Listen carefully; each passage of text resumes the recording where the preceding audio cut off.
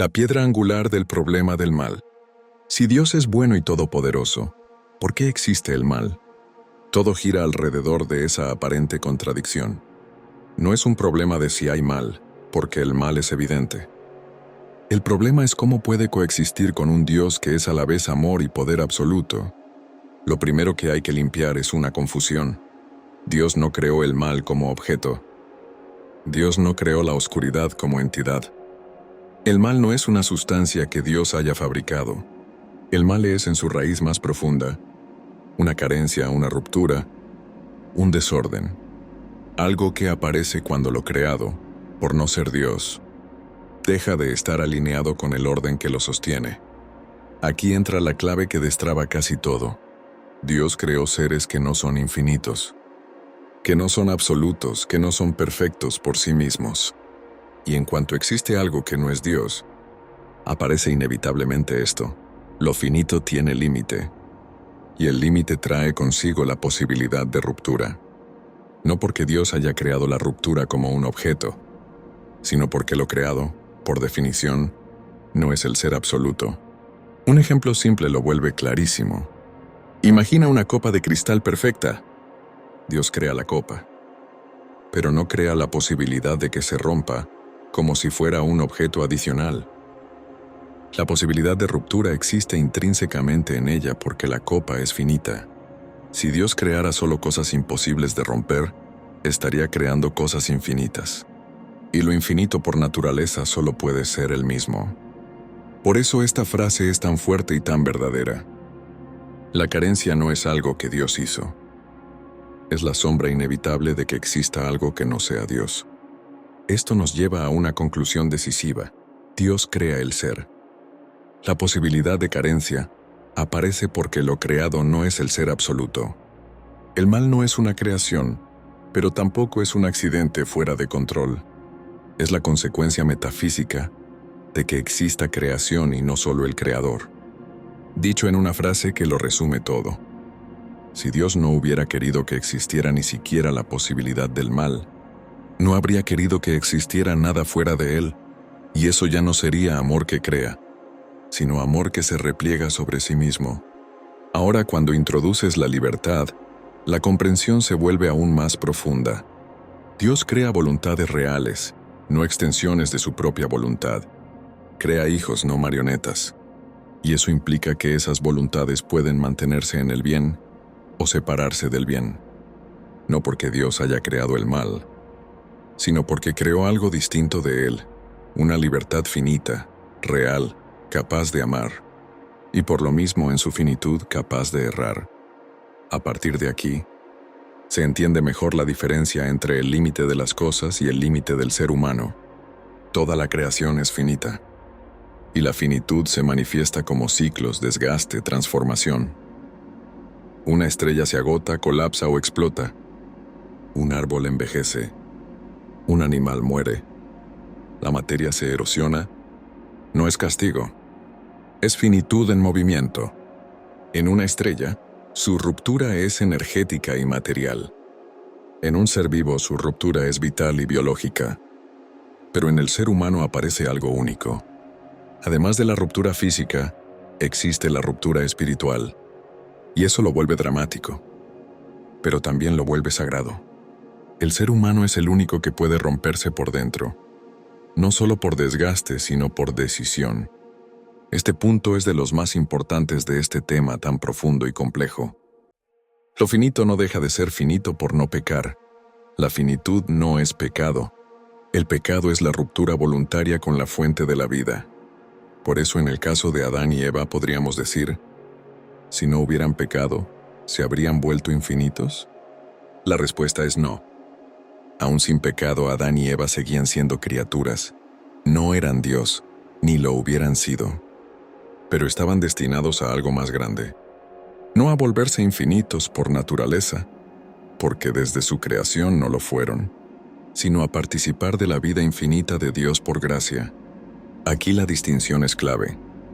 Infinito por naturaleza, solo Dios. Participación en lo infinito. La criatura en comunión con Dios. No es lo mismo ser la fuente que beber de la fuente.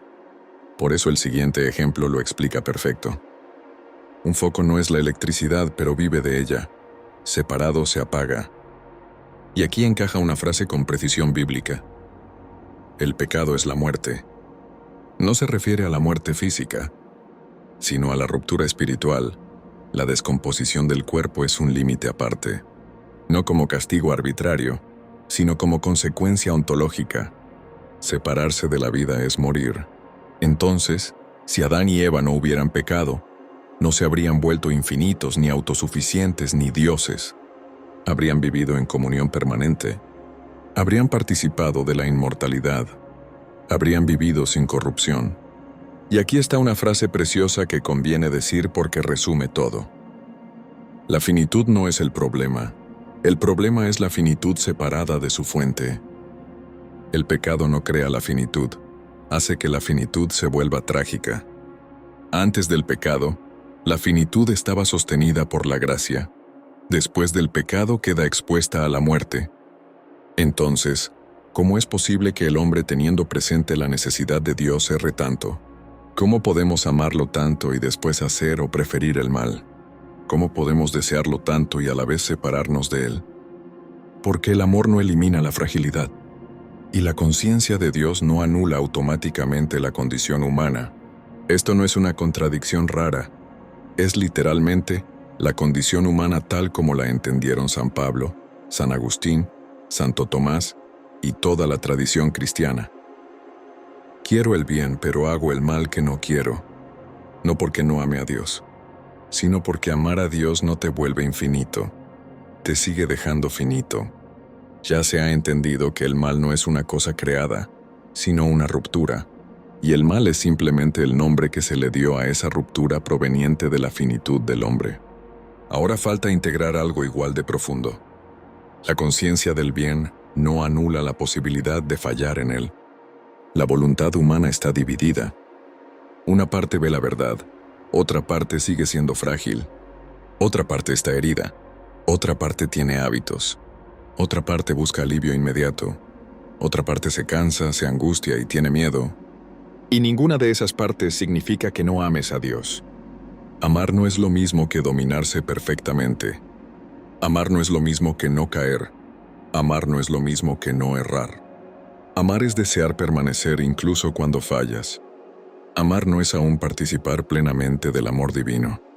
Es caminar hacia Él desde la fragilidad. Tú no te separas de Dios porque no lo ames.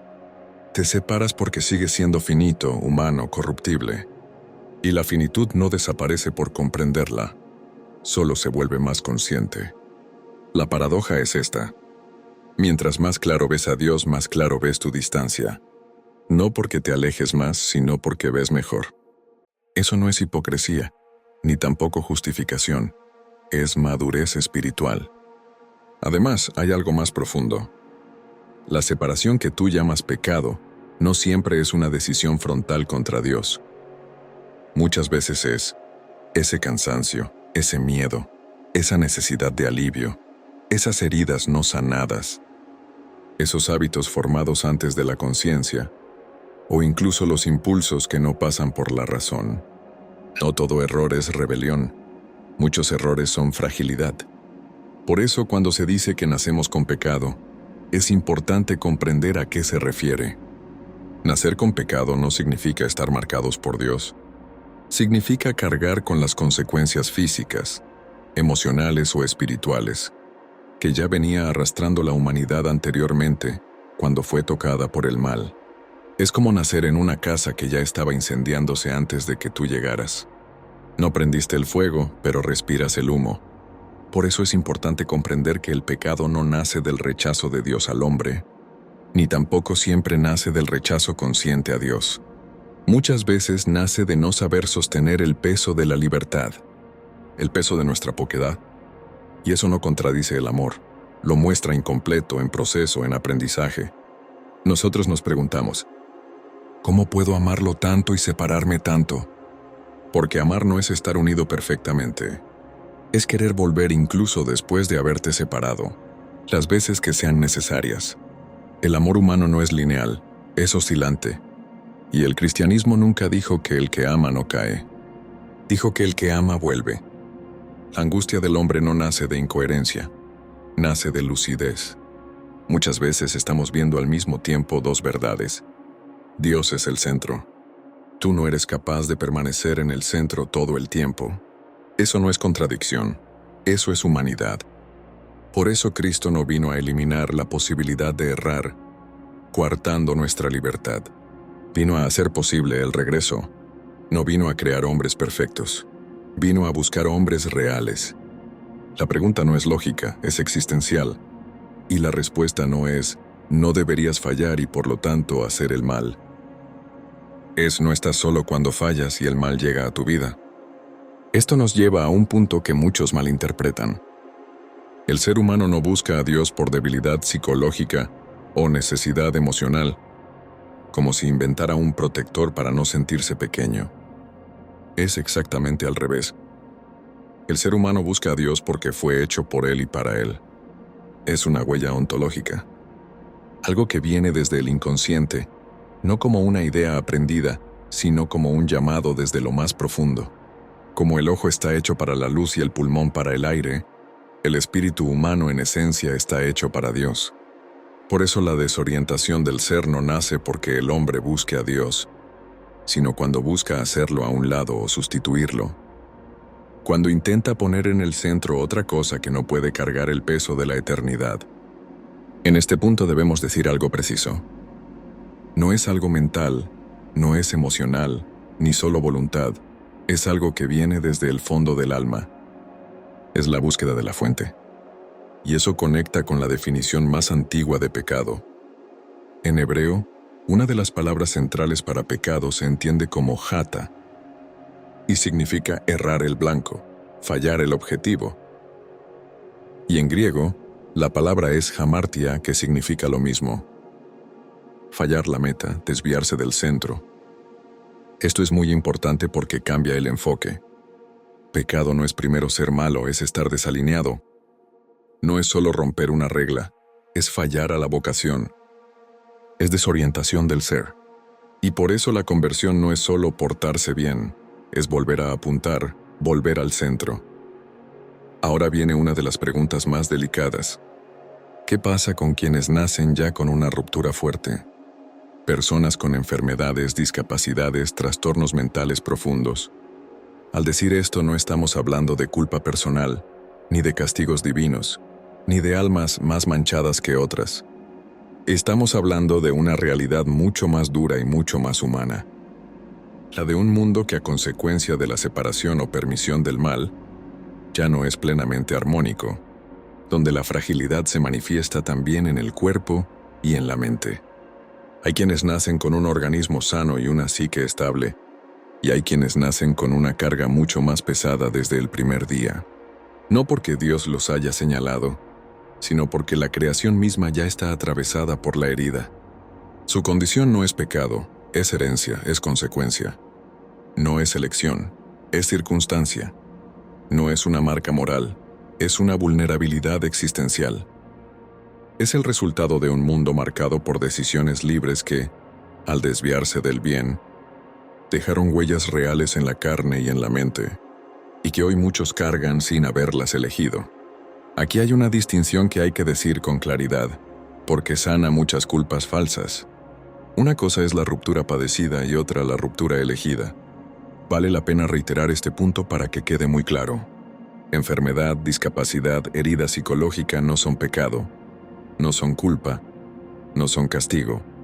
Son manifestaciones físicas y mentales de la fragilidad de una creación real, finita, dinámica, y en nuestra historia, además, pecadora y herida, que ha venido desarrollando esas consecuencias. Nacemos en un mundo atravesado por desórdenes biológicos, herencias físicas y psicológicas, violencias acumuladas. Eso no vuelve a la persona menos ante Dios.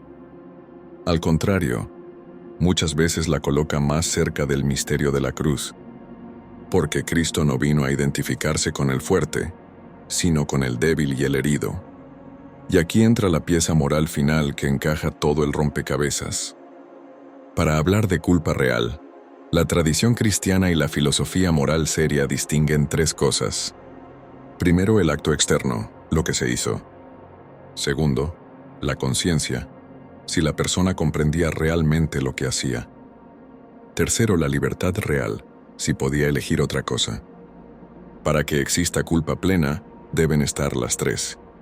Por eso dos personas pueden cometer el mismo acto exterior y, sin embargo, no tener la misma responsabilidad interior. La justicia humana necesita juzgar el acto y proteger a la sociedad. Pero el juicio de Dios no es el expediente, es la verdad interior.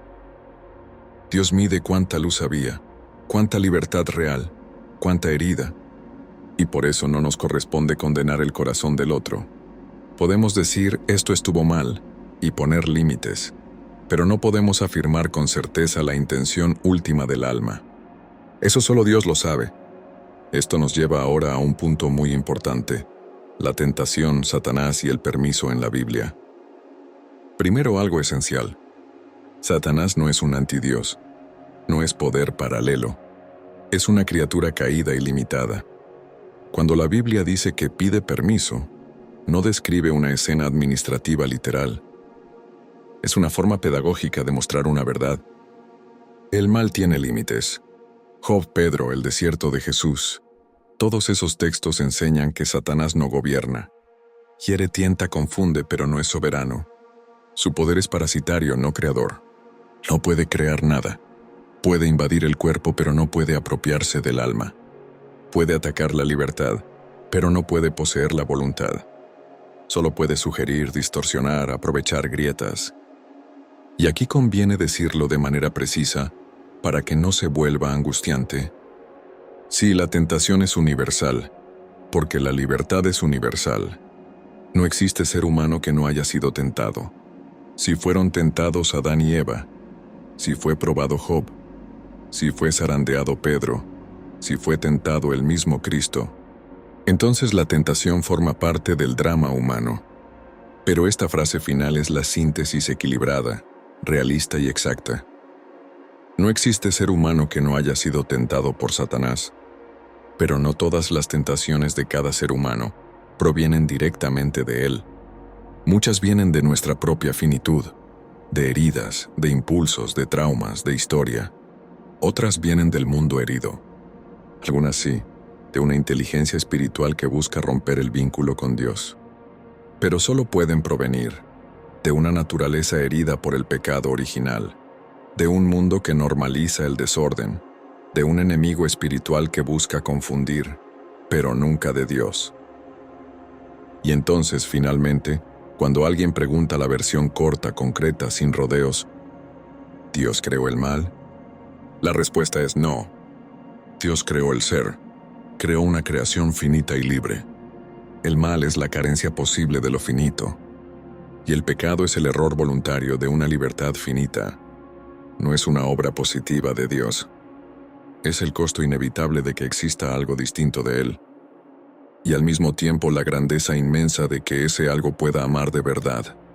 El mal es el pecado es el error. El error es la decisión libre mal dirigida, y la mala dirección es la consecuencia de la separación de Dios. La confusión humana muchas veces nace de separar conceptos que en realidad forman una sola cadena. Cuando se separan parecen temas distintos. Entidades absolutas, autónomas e independientes sin correlación. El mal, como si fuera una entidad creada por Dios, cuando en realidad es solo una palabra para describir una desorientación. El pecado, como si fuera un instrumento religioso para someter cuando en realidad es un diagnóstico específico de dirección.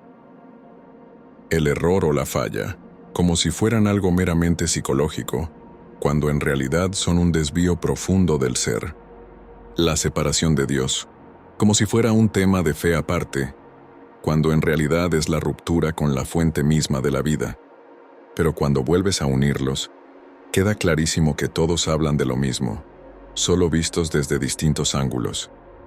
Lo importante es volver a unir los puntos hasta llegar a la raíz, para que la palabra mal deje de tener vida propia y vuelva a ser simplemente descriptiva. La lucidez es el primer acto de liberación. Solo desde ella pueden romperse los eslabones de esa cadena que aprisiona al hombre. No se debe tratar al mal como si fuera una entidad autónoma, casi como un segundo Dios pero oscuro. Como algo, se debe entender como una dirección rota, porque en realidad es una fractura del orden. De esa manera el mal deja de ser una cosa extraña que Dios tuvo que crear, o que creó arbitraria y malévolamente, y se vuelve lo que siempre fue. Una palabra para describir el extravío del alma. Y al final, lo que hace cristiana esta respuesta no es solo su lógica, es algo mucho más hondo. Que Dios no se quedó mirando el dolor desde lejos. Entró en la herida, cargó con nuestra separación, venció desde dentro. Eso se llama amor de cruz. Y por eso, aunque el problema del mal sea la pregunta más dura que existe, la respuesta más profunda no basta con comprenderla desde la raíz que funde en una sola realidad: el mal, el pecado, el error, la falla y la falta de dirección, sino contemplarla desde el amor de Dios que salió al encuentro de nuestra separación. Si el mal nace de alejarnos de Él, la redención nace de que Él vino a buscarnos. Si el pecado fue nuestra decisión de romper la comunión, su Hijo fue la decisión de Dios de restaurarla. No explicó el extravío de nuestras fallas y errores, lo caminó con nosotros. No escribió una respuesta a nuestra falta de dirección, la vivió. No es un tratado, es el amor total, es Dios mismo. Y al final todo se reduce a esto: el mal es una decisión, el bien existe. Cristo. Edmundo Garme.